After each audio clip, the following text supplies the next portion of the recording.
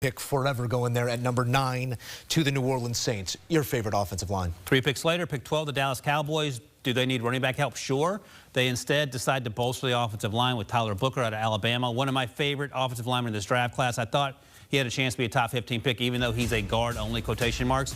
And for all the knocks we like to take against the Dallas Cowboys, they have made the offensive line a focus. They took Tyler Guyton in the first round. They took Tyler Smith in the first round several years ago. They have Cooper Beebe playing center now, who they drafted last year. And now you have Tyler Booker. So you're giving the offensive line and that offense with Dak Prescott and CeeDee Lamb all the help they need up front. They signed Javonte Williams at running back. They can still circle back, get a running back in day 2 or day 3 if they want to. Incredibly deep running back class. But I think this is the perfect landing spot for Tyler Booker. And right around the range I thought he would come off. I know he didn't run the fast 40 time at the combine. I do not care, because I don't think they have plans to give him the ball, throw him the ball. Just they're going to ask him to block, and that's what he does extremely well. I don't know if you guys noticed on the graphic, their last 3 first-round pick offensive linemen have all been named Tyler. There's something there. We found something, the through line to it all, and it is big shoes to fill there on that offensive line with the retirement of Zach Martin. So they're going to be looking to plug some of those holes up front. A measured approach here by Jerry and the Dallas Cowboys going offensive line there. Let's go to defense. Any level, your favorite player. Obviously, we're going to be looking early in this draft. Abdul Carter, 3rd overall to the New York Giants. It just feels like a layup. If not for Travis Hunter being in this draft class, Abdul Carter would have been the #1 player on my big board. He ended up being number 2. And he is just learning the position, Rand. He was playing off-ball linebacker until last year, wore the number 11, so reminded a lot of people of Micah Parsons. He's not quite there yet. He's still incredibly raw, but he doesn't have to be the guy in New York because they have Brian Burns, they have Kayvon Thibodeau, they have Dexter Lawrence. I think it's a best-case scenario for a young defensive edge rusher. Learning that position, coming into that system, I think he's going to eat early and often. And for me, you got to go with the Atlanta Falcons and what they were able to do with getting Jalen Walker and James Pierce Jr. Now, was the compensation too much for the future? Yeah, probably. I don't know that I would have given up a future. We'll see what that first is next year. That's going to determine whether or not this deal was done properly. Correct. But if you're a Raheem Morris defense, you now have your edge guys coming off the edge that are going to give you that pressure and create those sacks that Atlanta's been missing. And this year they went out in free agency and you signed Leonard Floyd, and then you have Arnold Ebiketie, who is going into the final year of his rookie deal, and now you add 2 dynamic guys that can come off the edge. And then with Jalen Walker, you can kind of play him in multiple spots and move him around and create mismatches for him, lining him up over guards, or even playing him off the ball at off-the-ball linebacker. So love what the Falcons did there, getting these 2 dynamic young playmakers. Yeah, doing 2 for 1 there, making up for lost time as they've continually gone offensive premium player position in the first round. Whether in Carthon, Joe Musso, the Hallis Trophy has a safe home there in Philadelphia, but we've got plenty of teams trying to knock them off that mantle at the top of the NFC. Going to take a look at our biggest winners and losers here in the NFC, starting with an offensive playmaker. Ryan, your favorite offensive playmaker heading to an NFC team? My wide receiver 1, excuse me. Someone's on this desk is wide receiver 5, incredibly disrespectful, but Tedero McMillan, as we look for the culprit here, headed to the Carolina Panthers to give Bryce Young some help, and they do need help at wide receiver. We talked perhaps Jalen Walker being an obvious choice here, the linebacker / edge rusher out of Georgia, the 8th overall pick, but they took Tet because, well, they have Adam Thielen and they have Xavier Legette and they have Jalen Coker, who was a fun story last year as an undrafted free agent. Tet McMillan gives them an immediate jump ball, high point, contested catch machine down the field. Does he regularly separate? No, but that's not his game. And Bryce Young is one of the best anticipation throwers among the young quarterbacks. Yeah.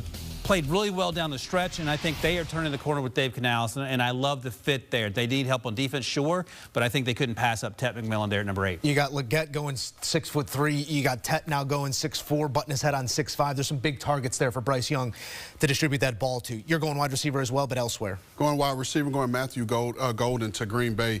This just screams Matt LaFleur to me, right? And I think when Golden's name was called and they showed the draft room, I saw a little extra smile on LaFleur's face.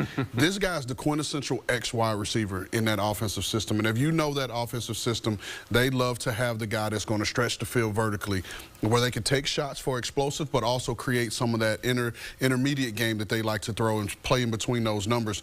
That was the role that that Christian Watson was supposed to fill, but he's suffered through injuries, and this is a plug-and-play X-receiver in that offense that's going to create those explosives for him. And you think of some of the burners that have come out of this program, and It almost felt like a sigh of relief 30 years in the making for Packers fans who finally select a wide receiver in the first overall pick, albeit in front of that crowd there in Ashwaubenon. So there was some praise for this young man who, you made a great point, doesn't get to jump on the PJ anywhere. He's just staying right there in Green Bay. Robbed him of a private jet. So unfortunate. He's literally going to walk one block from the stadium. Facilities that way. Facility, and probably to the Hilton Garden Inn that's up the street where he's going to stay. Well, we're going to keep our eyes here on a couple Longhorns, because when we go to the offensive line, that's once again where your eyes go there, number 9, Kelvin Banks. I've always loved Kelvin Banks, and I love the way he plays his game, and he's a guy that I've consistently said he is the model of consistency. And going there, this is a New Orleans pick. They draft a year ahead of a need consistently, and Ryan Ramczyk retired this week. They also announced this week that they're not picking up the 5th-year option of Trevor Penning.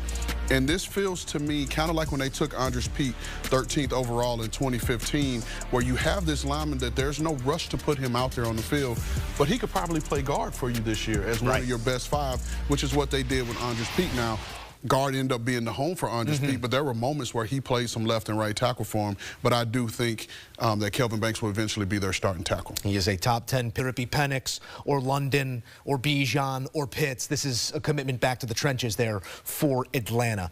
Talking winners and losers, a holistic approach here in the NFC. Your biggest winner? Tampa Bay Buccaneers. Okay. So Emeka Egbuka, we didn't spend a lot of time talking about him as a potential first-round pick in the millions of mock drafts we did in the last 2 weeks. Loved him. You loved him, and you were right. Former wide receiver. Joe knows wide receivers. Ted Rowe McMillan aside. But in terms of Emeka Egbuka, in terms of the Ohio State lineage of wide receivers, Emeka Egbuka does not get the credit he deserves, I feel like. It's easy to talk about the Marvin Harrison Jr.'s and the Garrett Wilsons, the Chris Olaves, the Jackson Smith and Jigbas. Emeka Egbuka is in that conversation, and he is the most professional receiver not only in this draft class, but perhaps in the last few draft classes, because he can play slot, play outside, fantastic route runner, and I think Baker Mayfield's going to love him. And it's to the point of you saying of the multiple positions that he can play. This is a Chris Godwin replacement. And Chris Godwin, he fractured or dislocated his ankle in week 7, I believe. And so they can now afford to bring him along slow, because you have a player that can play that type of role in that offense. And if you talk to some people in Tampa, they will tell you that Chris Godwin is probably the most valuable receiver that they have, because he can do a multitude of things, and he's a presence for them in the run game and sticking his face in there, blocking linebackers, being able to insert. So maybe a future heir to that throne there. Mike Evans, each day a day older, but still giving you 1K plus. But that is quite a 3-headed monster at full health, a wide receiving core for Baker Mayfield in Tampa Bay. A big winner in the eyes of both of our experts. A big loser, you guys are on the same page here, but it does come a conditional loss, let's say. Your biggest loser, Ram? Yeah, you put the Saints, because we've heard that the Saints have been in love with Jackson Dart. So the thing is if you knew, if this is true, then you allowed the Giants to jump you when you had the ammunition to go from 40 to wherever, 25, 26, wherever to take him. And so you miss out on your quarterback. However, you can make a case for, now you sit there at 40, you still have a Shador available to you at 40. What do you do? And if they can walk away